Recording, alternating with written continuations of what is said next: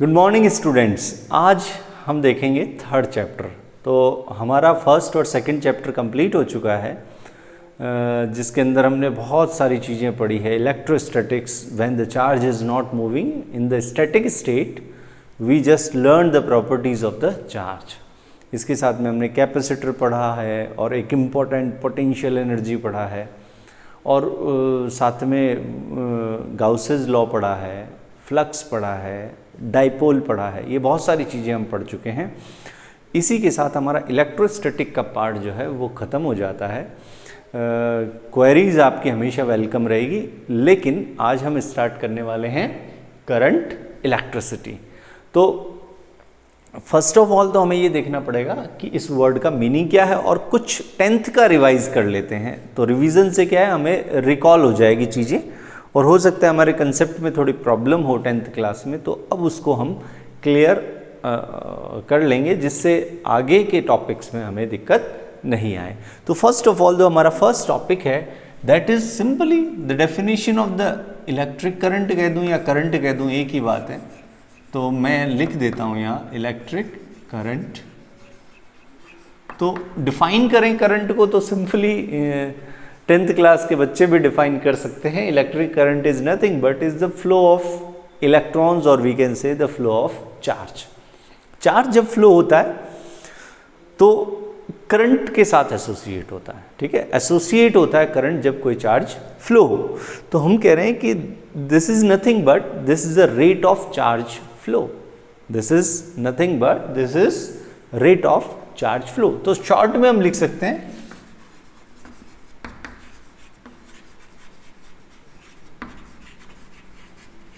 यहां हम देख रहे हैं बेटा I इज इक्वल्स टू, हम एक फॉर्मूला ले लेते हैं, that is Q by T, ठीक है।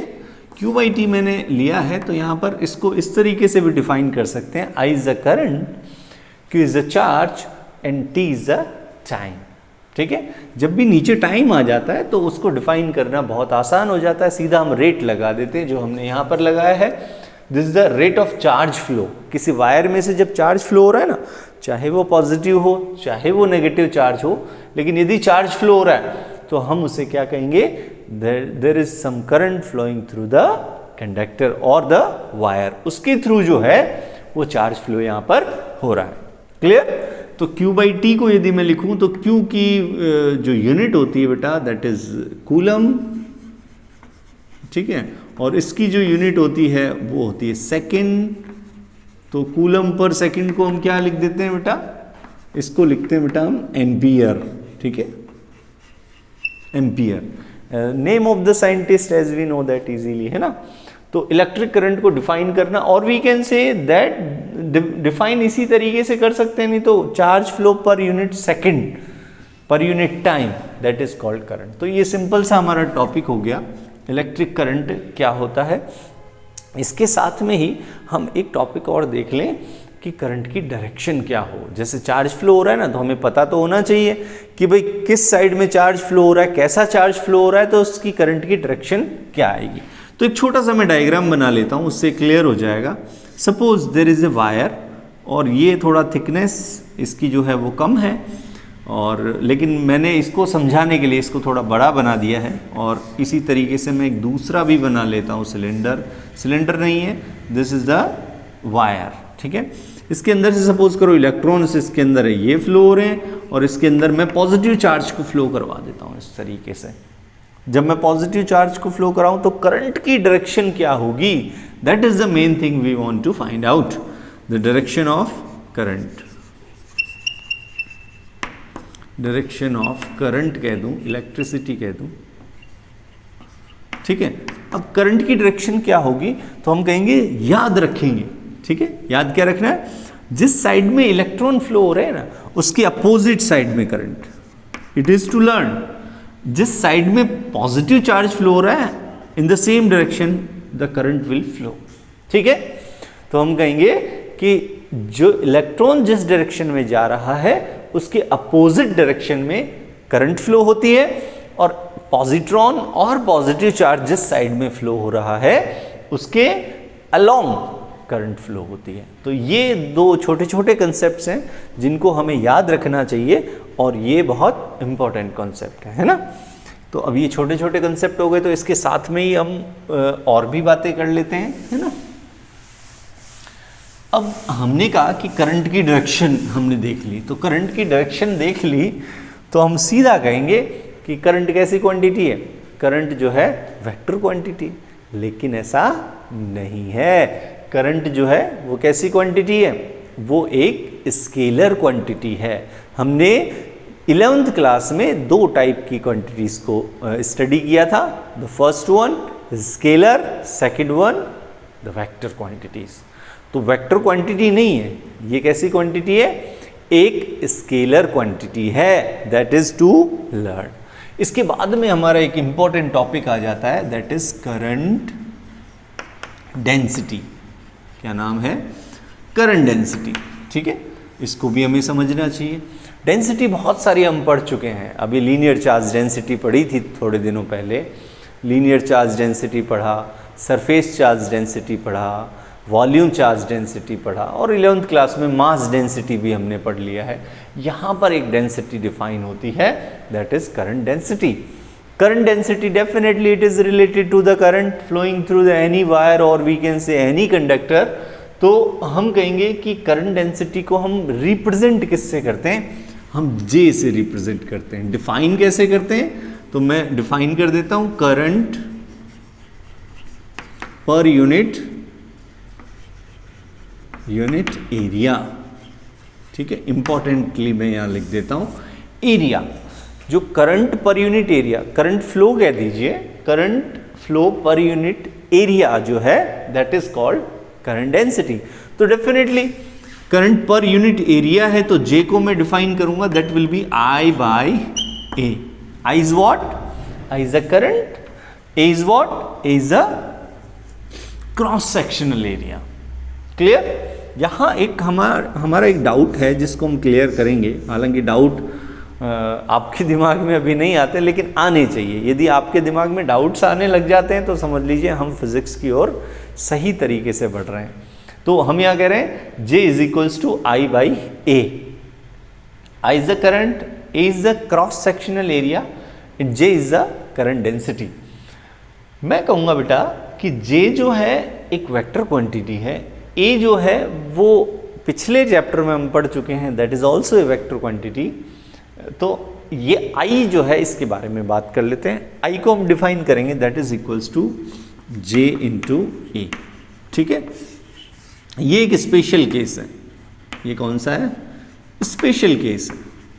और स्पेशल केस कौन सा है, इसलिए हम इसको डिफाइन कैसे करते हैं, I will be equal to J vector dot A vector.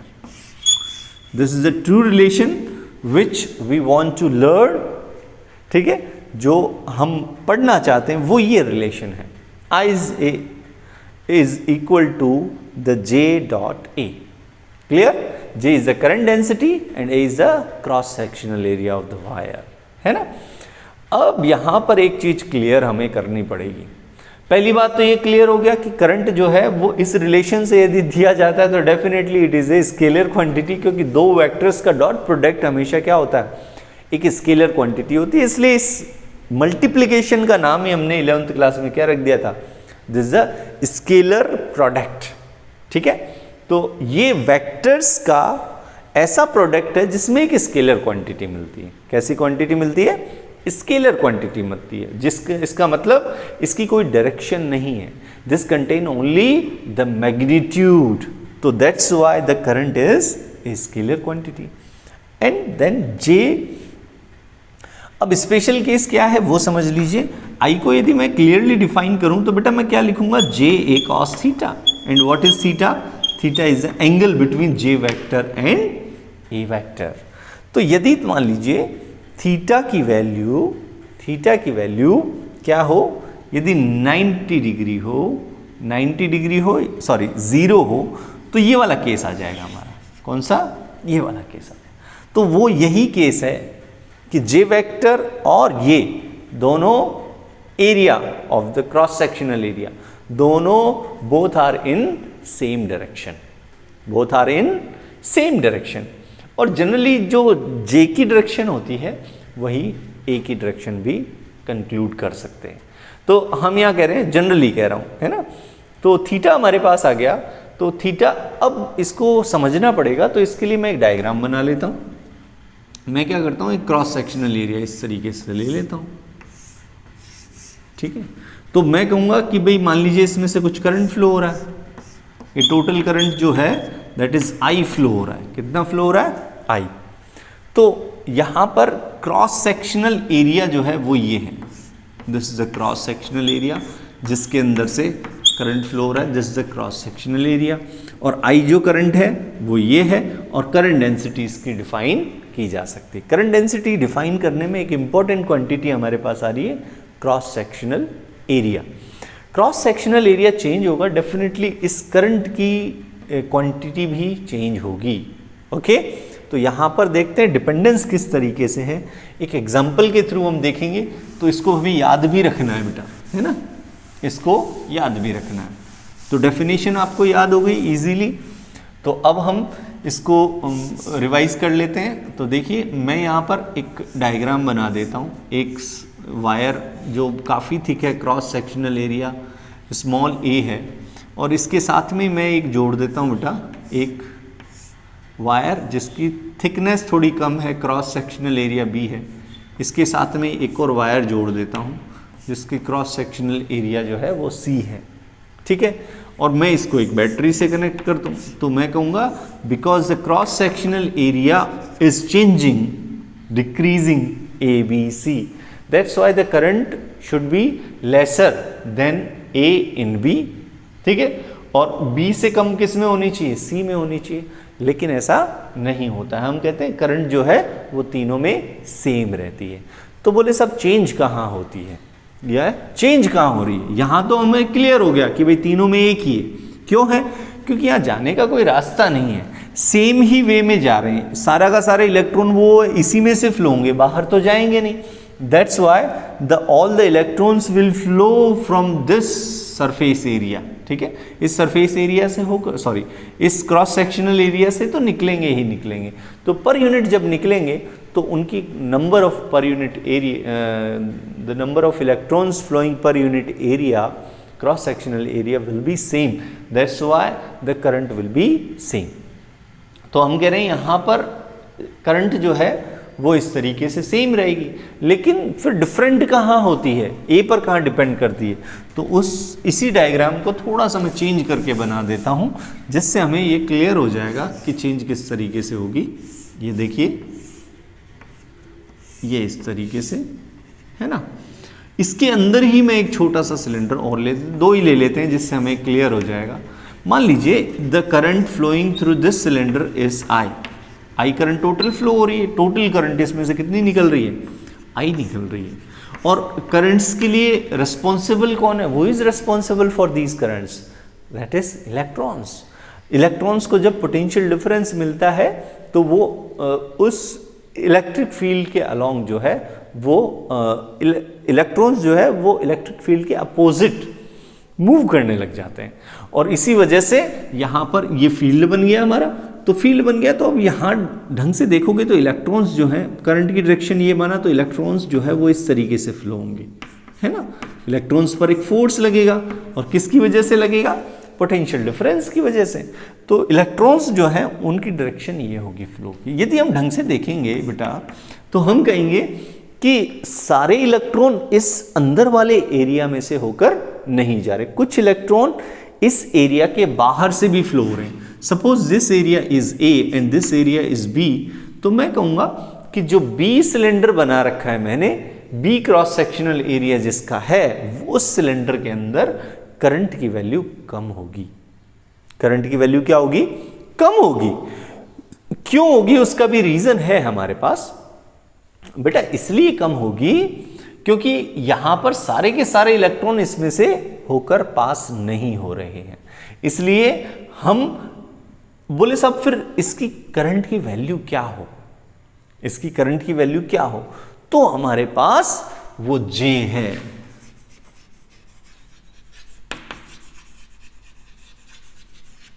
this J is important quantity to find out these currents in certain cross sectional area. तो हम गए इसके अंदर, सपोज करो the cross sectional area of this one is A, the cross sectional area of this one is B, then I can define the J is equals to, for this is cross sectional area कह रहा हूं, ध्यान रखना. Suppose that these are the radius, जिससे और अच्छे से clear हो जाएगा. मैं कह देता हूं दीज आर द रेडियस. ए इसकी क्या है, रेडियस है. इस सिलेंडर की रेडियस क्या है, बी है. तो मैं J को डिफाइन करूंगा तो सिंपली मैं डिफाइन करूंगा बेटा I upon A. A is the cross sectional area, that is pi A square. देखिए A स्क्वायर इसलिए लिखा है क्योंकि मैं कह रहा हूं कि सारी की सारी इसमें से करंट फ्लो हो रही है ना. सारी की सारी इस पूरे सिलेंडर में से होकर करंट फ्लो हो रही है. इस क्रॉस सेक्शनल एरिया से ही इलेक्ट्रॉन फ्लो हो रहे हैं. J आ गया हमारे पास. अब देखिए एक पुराने जो क्लास थी, हमारी छोटी क्लासेस थी, उसके अंदर हम एक यूनिटरी रूल पढ़ते थे. उसके अंदर क्या कहते थे कि भाई 10 रुपए के इतने पेन आते हैं तो 5 रुपए के कितने आएंगे, इजीली हम यूनिटरी मेथड से निकाल लेते थे. तो कुछ ऐसा ही हम करें कि पाई ए स्क्वायर जो एरिया है उससे कितनी करंट फ्लो हो रही है बेटा, दैट इज आई, है ना, वो आई करंट फ्लो हो रही है. यदि ये क्रॉस सेक्शनल एरिया इतना होता तो कितनी करंट फ्लो होती, pi upon pi A square. और यदि मैं कहूं कि क्रॉस सेक्शनल एरिया ये वाला होता, पाई बी स्क्वायर, तो कितनी करंट फ्लो होती बेटा, pi A square into pi B square, है ना. देखिए अब यहां पर एक इंपॉर्टेंट चीज आती है. यहां पर देखिए ये और ये तो सेम है कि नहीं है, ये दोनों सेम है ना. तो हमारे पास एक इंपॉर्टेंट क्वांटिटी आ गई. यदि मुझे कितने भी एरिया में से इस सिलेंडर के अंदर करंट निकालना होगा तो I will simply multiply J to that cross sectional area. Simply हमने क्या किया, J into pi B square ही तो किया है. तो ये इजीली हमारे पास आ गया. यदि हमें J का पता है तो J को हम सिंपली मल्टीप्लाई कर देंगे पाई बी स्क्वायर से, तो इस सिलेंडर में से कितनी करंट पास हो रही है वो हमारे पास आ जाएगी. That's why it is an important quantity. यदि डायरेक्ट आपको दे रखी है तो आप इसको इजीली सॉल्व कर सकते हैं, है ना. ये केस थोड़ा करंट इलेक्ट्रिसिटी के KVL KCL टाइप का, इसलिए इन चीजों में कंफ्यूज ना हो, ध्यान रखें इस चीज का, ठीक है. तो ये हमारा बेटा एक छोटा सा कंसेप्ट हो गया करंट डेंसिटी का, है ना. क्लियर हो गया होगा मेरे हिसाब से. नेक्स्ट टॉपिक जो है हमारा बेटा, उसको मैं देख लेता हूँ कौन सा टॉपिक है हमारा. टॉपिक है नेक्स्ट, दैट इज एक डिस्कशन कर लेते हैं सिंपली टाइप्स ऑफ करंट के बारे में. Types of current, types of current क्या है वो समझ लीजिए.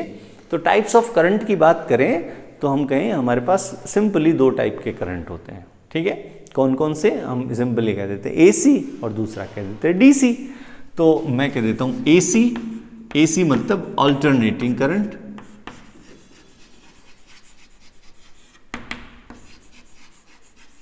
Alternating current. और किस तरीके से होता है बेटा ये अल्टरनेटिंग करंट का मतलब होता है the current which changes its direction and magnitude with respect to time. जैसे जैसे टाइम जाता जाएगा वैसे वैसे उसकी डायरेक्शन जो है वो चेंज होती जाएगी और मैग्नीट्यूड भी चेंज हो जाएगा. इस तरीके से ये एक साइनोसॉइडल वेव है. साइन की वैल्यू कंटिन्यूअसली चेंज होती रहती है जैसे जैसे.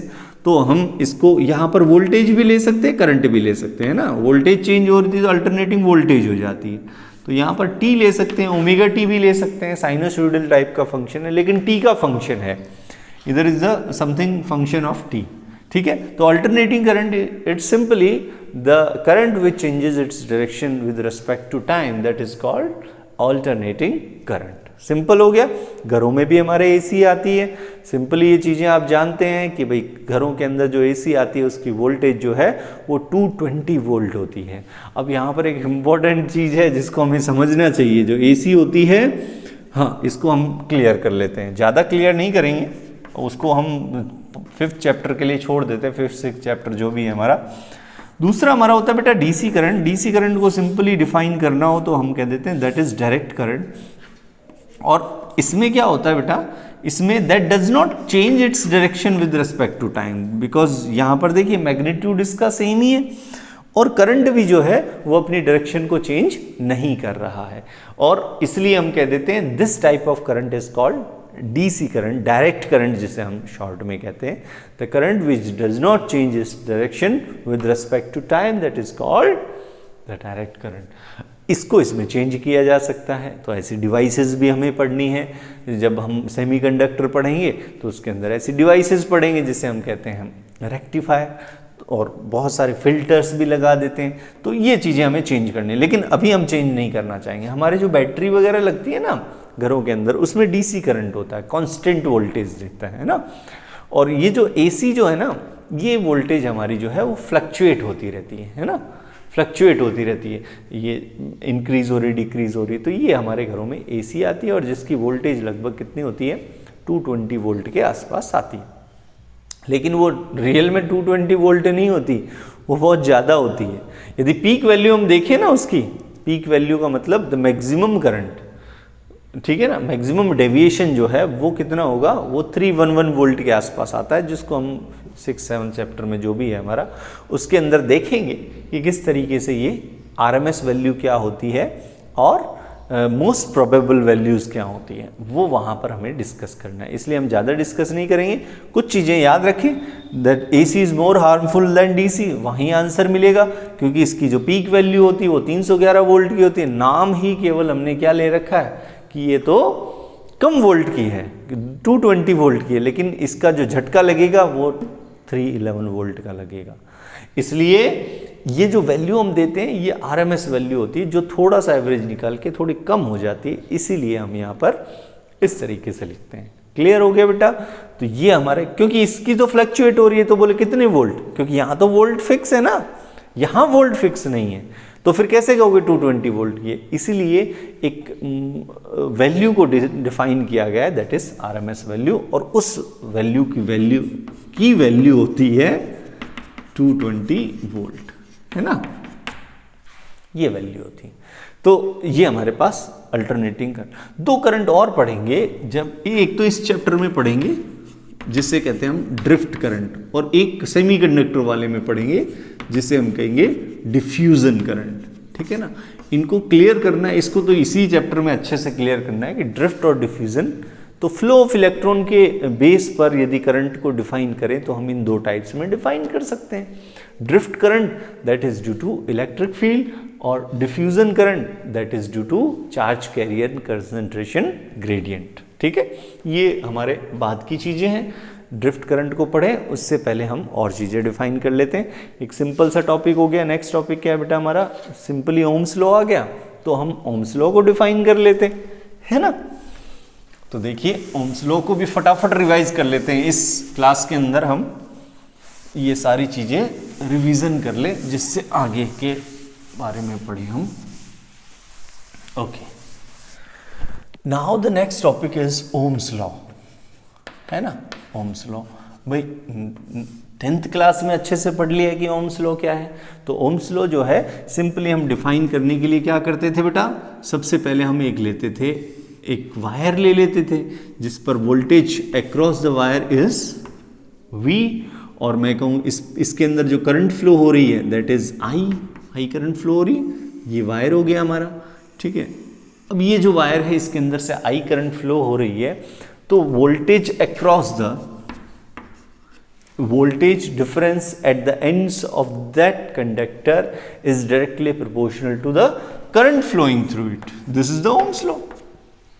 ठीक है, voltage difference across the conductor at the ends of the conductor is directly proportional to the current flowing through it. तो करंट कितनी फ्लो हो रही है बेटा? I फ्लो हो रही है, इसके प्रोपोर्शनल है। लेकिन ये स्टेटमेंट यहाँ कंप्लीट नहीं होता, क्योंकि इसके साथ में एक लाइन और जोड़नी पड़ेगी। उसका रीजन भी देखेंगे कि लाइन क्यों जोड़नी पड़ेगी। The physical conditions must be kept constant at the time of measurement. जब भी हम मेजर कर रहे हैं ना, उस समय पे हमें फिजिकल कंडीशंस क्या रखनी पड़ेगी, कांस्टेंट रखनी पड़ेगी।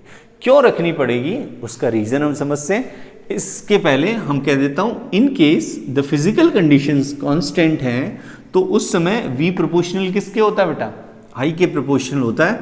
और जब इसको इक्वल के साइन में चेंज कर दूं तो मुझे क्या मिलेगा, एक कांस्टेंट मिलेगा जो कांस्टेंट नहीं है। ठीक है, देखिए है ना इंपॉर्टेंट बात, एक कांस्टेंट मिलेगा जो कांस्टेंट नहीं है, and that is called resistance. What we call it, this is resistance, है ना। ये बहुत बढ़िया फिजिकल क्वांटिटी है जिसको हमें स्टडी करना चाहिए। पहले इसका बेसिक मीनिंग समझ लें, यदि मीनिंग समझ लेंगे तो हमें कोई दिक्कत नहीं आएगी। तो हम R को डिफाइन करना चाहें तो डिफाइन कर सकते हैं, बोले R is equals to that is V upon I। तो R देख रहे हैं, R V पर भी डिपेंड कर रहा है, I पर डिपेंड कर रहा है। ऐसी गलतियां कभी ना करें आप। R जो है V पर डिपेंड कर रहा है, I पर, V इंक्रीज करेंगे R इंक्रीज हो जाएगा। ऐसे रिलेशन कभी ना निकालें फिजिक्स में आप, क्योंकि बेटा ये जब फिजिकल कंडीशंस कांस्टेंट है then these are the proportional. तो मैं कहूँगा V जितना बढ़ाऊंगा, मान लो V में डबल कर दिया तो I भी डबल हो जाएगा कि नहीं हो जाएगा, तो 2 से 2 कैंसिल हो जाएगा, ये तो कांस्टेंट ही रहेगा। ऐसे रिलेशन फिजिक्स में आप ना निकालें। R is a constant quantity, जब तक हम ना पढ़ लें तब तक ये कांस्टेंट ही है।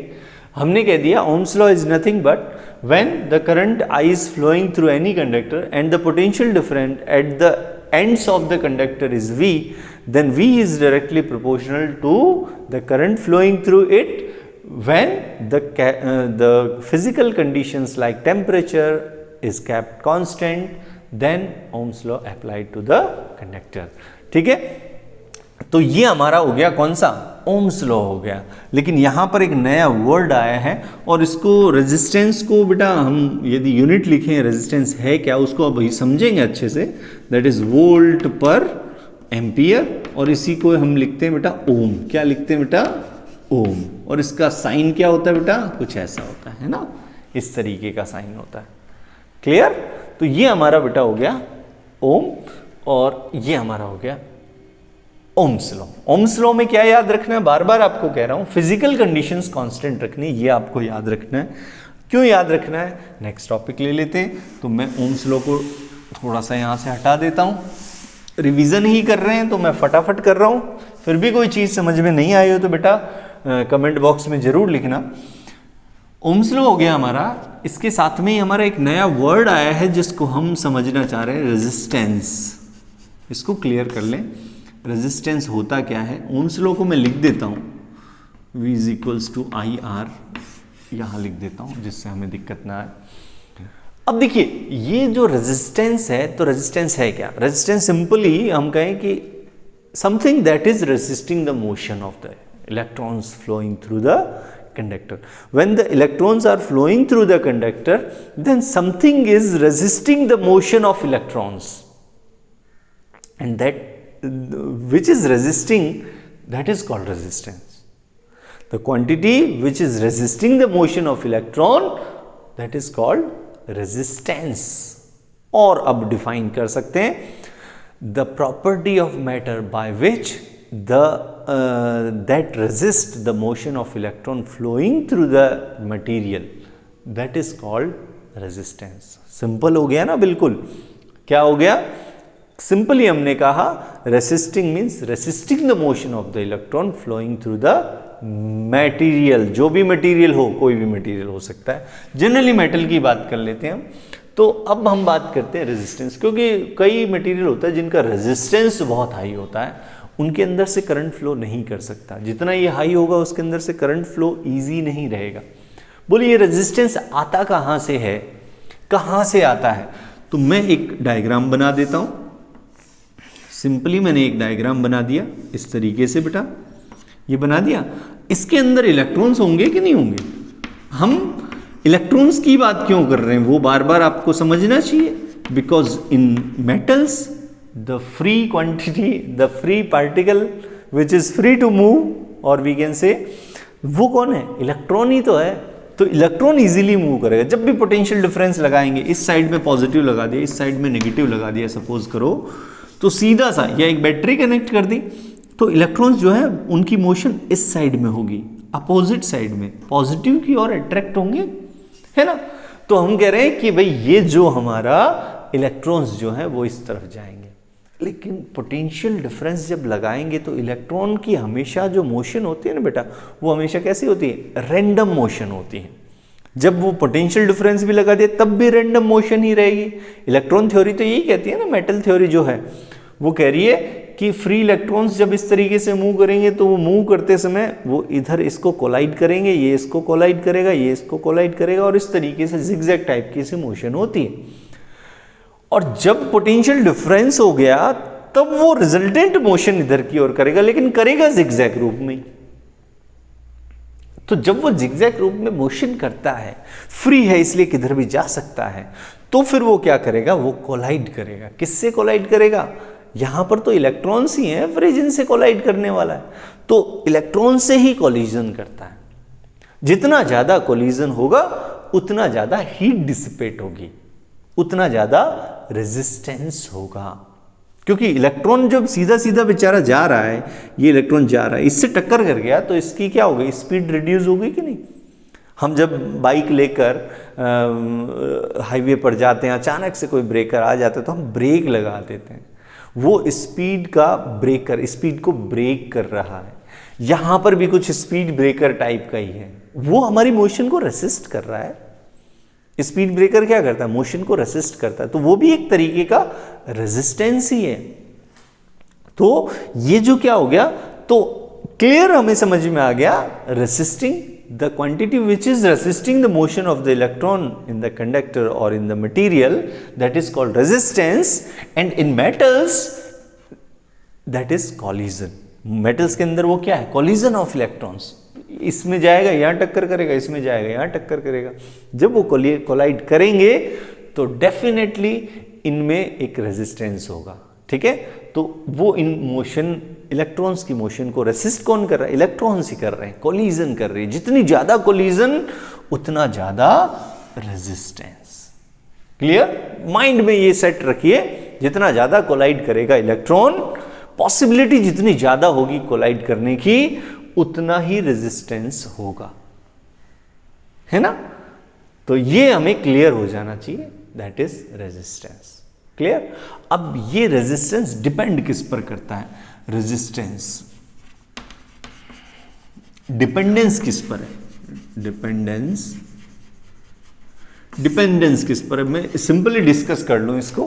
पहले मैं कह देता हूं ये लेंथ पर length of the wire, length पर तो करेगा ही करेगा। कैसे करेगा, एक एग्जांपल के थ्रू हम इसको समझ ले बेटा।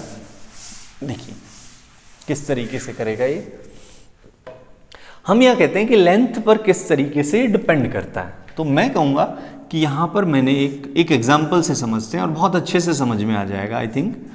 देखिए मैं यहां कह रहा हूं कि इलेक्ट्रॉन्स ये रे बेटा, है ना, या फिर इसको इलेक्ट्रॉन्स नहीं लगाए, ये हमारा एक कोई पुलिया है, पुल होता है ना, ठीक है, ओवरब्रिज है या फ्लाईओवर है, जो भी है, और इसके ऊपर कुछ some people are standing over there. तो मैं कह रहा हूँ these are the man over there. तो 1 2 3 4 5 6 7 8 9 10 रेंडमली मैंने इनको 10 पीपल हैं इधर, इनको मैंने यहाँ पर खड़ा कर दिया है। और साथ में ही एक और बना देता हूँ सेम साइज का एक पुलिया और बना देता हूँ, और इस पर भी मैं 10 पीपल जो हैं are standing over there. 1 2 3 4 5 6 7 8 9 and 10। Okay. अब इसकी जो लेंथ है दैट इज L, इसकी जो लेंथ है दैट इज L, है ना। अब यदि इसको ढंग से आप देखोगे तो मैं कहूंगा कि मान लीजिए कोई मोटरसाइकिल वाला इसके ऊपर से जा रहा है, ठीक है, कुछ स्पीड से जा रहा है, स्पीड उसकी कांस्टेंट है 40 किलोमीटर पर आवर। अब वो यहां से यहां तक निकलता है तो वो स्ट्राइक करेगा, पॉसिबली वो 5 लोगों से स्ट्राइक करता है। सपोज करो L लेंथ वो ट्रेवल करेगा तो वो कितने से स्ट्राइक करेगा, वो 5 पीपल से स्ट्राइक कर लेगा और उनको टक्कर मारता हुआ निकल जाएगा।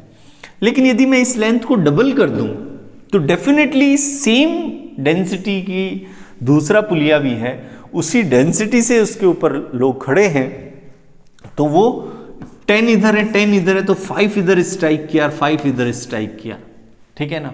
और जितनी ज्यादा स्ट्राइक होगा, कोलिजन जितनी ज्यादा होगी, उतना ही ज्यादा क्या होगा, रेजिस्टेंस होगा। कोलिजन पहले 5 हुई, लेंथ डबल कर दी तो कोलिजन भी तो डबल हो गई, दैट्स व्हाई रेजिस्टेंस भी तो डबल हो गया। उस मोटर बाइक वाले का रेजिस्टेंस है ये, these people are resistance of the motorcycler और बाइकर, उसका रेजिस्टेंस है। तो ये these people are resisting the motion of that bike, ठीक है। That's why we can say as we increase the length of the overbridge, then the resistance of the motorbiker increases and it is doubled. That's why we can say as we increase length, as that is directly proportional to the resistance. Length जितनी ज़्यादा बढ़ाओगे उतना ज़्यादा resistance बढ़ जाएगा। Clear? इसी तरीके से हम सेकंड थिंग देखें तो मैं कहूं कि इसको अब की बार मैंने क्या किया बेटा, यहां बना दिया एक पुलिया, है ना। डेंसिटी थोड़ी सी चेंज हो जाएगी क्योंकि 10 पीपल ही है, लेकिन एरिया मैंने क्या कर दिया, डबल कर दिया। ये जो रास्ता जो है वो चौड़ा कर दिया। 2 पुलिया आसपास इधर लगा दिए मैंने, लाइक दिस, यहां लगा दिए, है ना। इसको यहां से समझ लें या यहां से समझ लें एक ही बात। अब 1 2 3 4 5 6 7 8 9 10, ये 10 पीपल। अब देखिए दीज आर कंजेस्टेड और ये बिल्कुल खुला खुला है, इजीली मोटर बाइकर जा सकता है। क्रॉस सेक्शनल एरिया को यदि हम डबल कर दें तो डेफिनेटली वो इजीली मूव करेगा, कोलाइड कम करेगा, तो वो लेस कोलाइड करेगा और लगभग 50% लेस। इसको डबल किया है तो 50% लेस। इसका मतलब ये हुआ जैसे जैसे हम इसका क्रॉस सेक्शनल एरिया बढ़ा दें वायर का, तो उसका रेजिस्टेंस क्या हो जाता है, उसका कम हो जाता है रेजिस्टेंस। तो क्रॉस सेक्शनल एरिया पर भी डिपेंड कर रहा है ये, है ना। तो मैं कह देता हूं सेकंड, मैं कह देता हूं that is cross sectional area, cross sectional area पर भी डिपेंड करेगा। और वो किस तरीके से, इनडायरेक्टली प्रोपोर्शनल होगा। ये इंक्रीज हुआ तो ये डिक्रीज हो जाएगा, ये डिक्रीज हुआ तो ये इंक्रीज हो जाएगा, ठीक है। पतला, इसका मतलब दो इनसे थोड़ा सा कंक्लूजन निकाल लेते हैं हम। कंक्लूजन क्या निकाले बेटा, लेंथ, यदि वायर की लेंथ बढ़ती जा रही है तो उसका रेजिस्टेंस बढ़ता जाएगा। क्रॉस सेक्शनल एरिया, पतला वायर है उसका रेजिस्टेंस ज्यादा होगा, थिक वायर है उसका रेजिस्टेंस कम होगा, ठीक है, लेसर होगा।